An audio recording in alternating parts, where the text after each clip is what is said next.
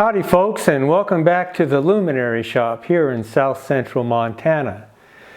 Now, since the last video that I put out, my wife and I had opportunity to travel to the East Coast and attend Martin's 50th annual fall carriage auction. It was held in Lebanon, Pennsylvania, and we were able to meet many old friends and some new ones and new clients. So it was a great sale for us. One of the carriages in this sale was this Brewster Stanhope gig. Now the name Stanhope comes from that pillar that runs down the front of the body, all the way from the rail at the top, all the way down to the floorboard. Now the project that I have in the shop right now is a pair of Brewster gig lamps that are in for some minor repairs and a refinish job. Now this style of lamp was specifically designed to go on a gig, and a gig is considered to be a refined vehicle for park and pleasure driving. The lamps are compact and well designed. The head is compact and sits down very close to the body of the lamp with no neck underneath. This relatively small size of a gig lamp makes it fit into the small space that's available for it to be displayed on a vehicle. A gig lamp often sits close to a fender made of wood or leather near the top of the lamp. And so this design allows a little space in between the lamp and the fender. Many gigs don't have fenders at all, but this lamp style is still very well suited for that kind of a vehicle. A round glass on the front is very typical for a two-wheeled vehicle. Lamps of a similar design, but with a rectangular glass on the front rather than a round one, are well suited for small vehicles such as runabouts and that sort of thing. Oftentimes, gig lamps were painted all black with no bright metal at all. Sort of an understated elegance. Now lastly, gig lamps, especially Brewster gig lamps, can be particularly difficult to work on because of the way they're put together. These lamps are assembled by first assembling the liners into their own box and then assembling the box of the lamp outside the liners. It's kind of opposite to the way most carriage lamps are built, with the outer box being built first and then the liners being fitted into it. There are a few other anomalies to these little gems, and I'll try to point that out as I go along. I had a client who had been looking for a pair of these Brewster gig lamps for some time, and when another client called and offered to sell me a pair, I just put the two together, and within several days they showed up in my shop for me to replace the missing candle caps and to do a complete refinish on the lamps. The lamps showed up with the mounting brackets stuck fast to the tails. Now they should usually just come off quite easily, and this added another dimension to this project. It's not unusual for the mounting brackets to be frozen on the tails like this, and usually with a bit of penetrating oil and some patience and perseverance, we can get them off, which was the case with one of these lamps.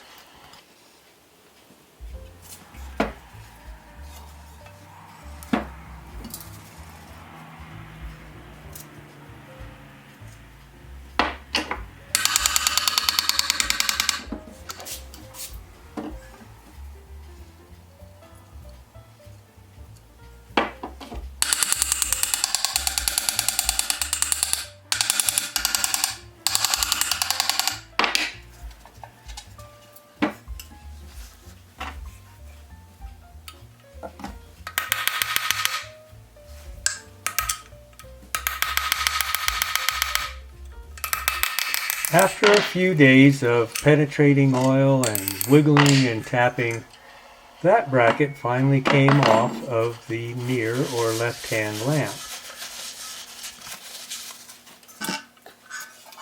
The right hand or off lamp was a different story.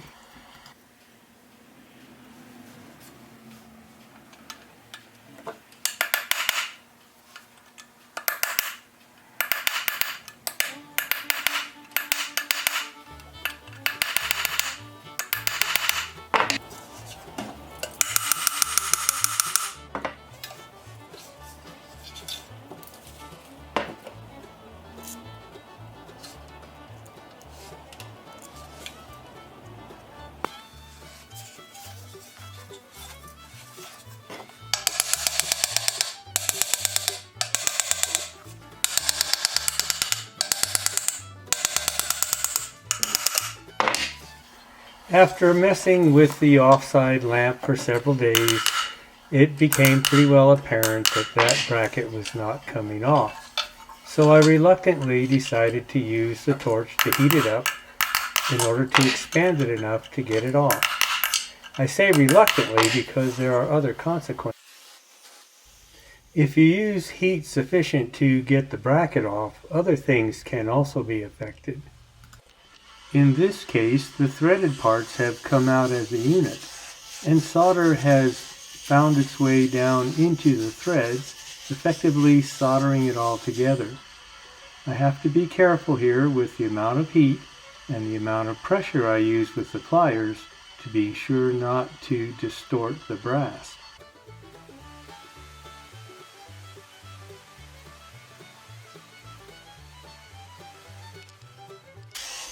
The offside lamp tail threads are also frozen, and I think I'm beginning to see what the problem is. Spacers have been soldered onto these lamps in order to fit them to those brackets.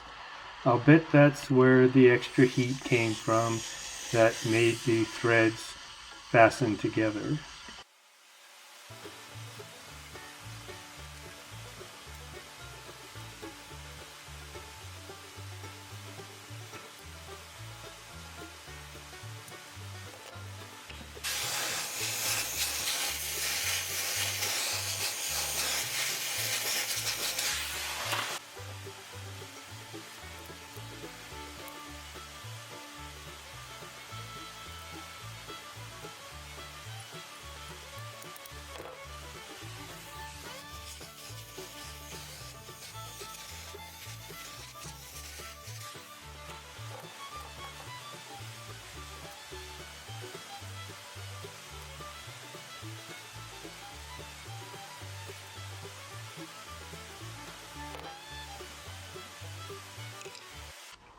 Well, there we are with the tails all taken apart. When I put them back together, I won't use those spacers, as the lamps will fit on the new owner's carriage as originally made.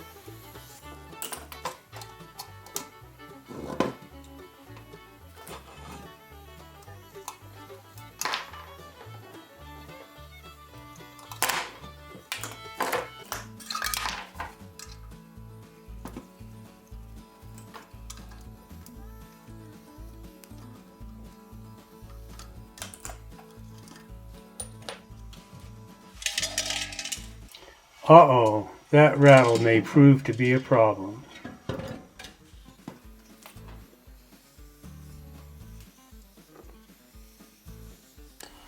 I'm going to send this glass off right away, try to get a quick turnaround on it. We'll see if Bob can get those scratches and pits out of it. These Brewster candle caps are of a popular style and size, and they happen to be the right ones to fit these lamps. When I spin these, I usually spin extras, so I was able to take these out of stock.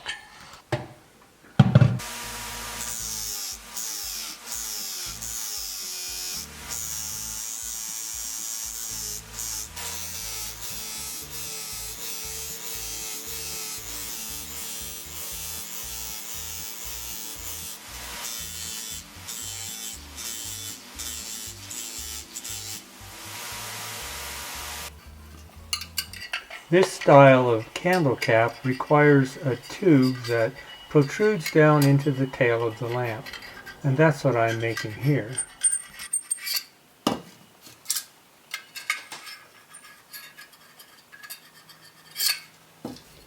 I need a tube that's 1 3/8 inch diameter, the decimal equivalent of which is 1.375, times pi, which is 3.14, equals 4.3175.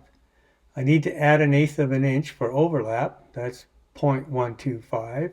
Those added together give me 4.4425, which is about 4 7/16 of an inch. So I need a blank 4 7/16 by 2 1/4.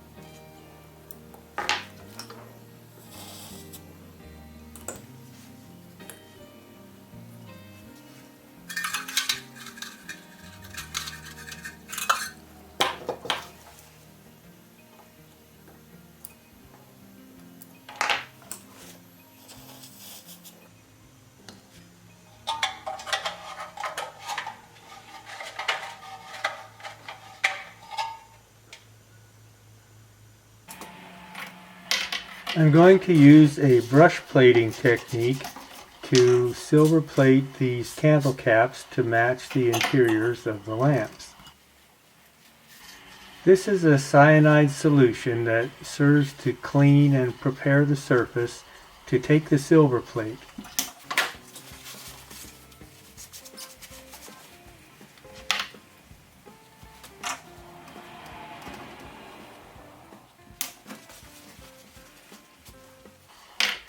The next step is accomplished with a little different cyanide solution that serves as a pathway for the silver molecules to flow from the silver bar in my right hand to the piece that I'm trying to silver plate in my left. The first phase of this step is accomplished with no electrical power, and it's intended to just cover the entire surface with the solution. You can see that some silver is actually already being transferred.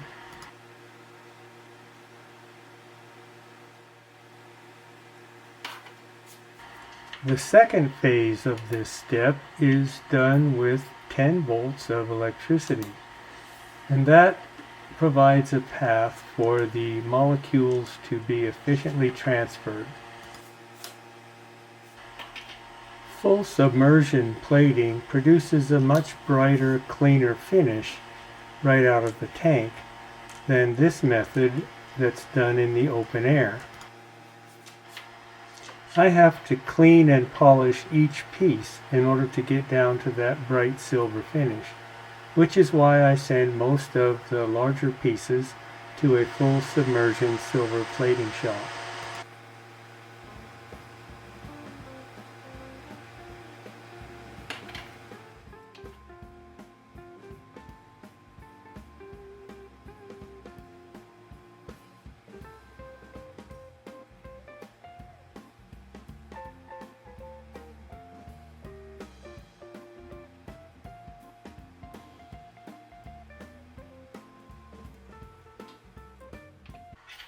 Printer's ink, similar to that used in newspapers, forced down into the engraving on these candle caps, will make that engraving stand out.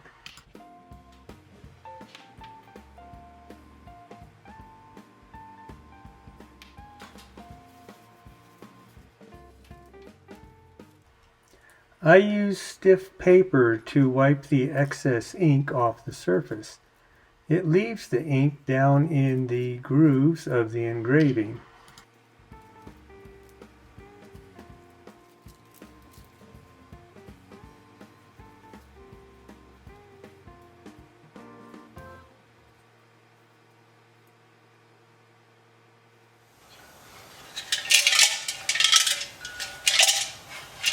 Well, there's that pesky rattle again. It sounds like there's bits of solder trapped in between the two layers of either the back or the side of this lamp. That's going to be a bit of a project to remedy, but I'll get into that in the next video, and we'll also get these lamps completely finished up and sent off to their new owner. Until then, stay safe, and as always, thanks for watching.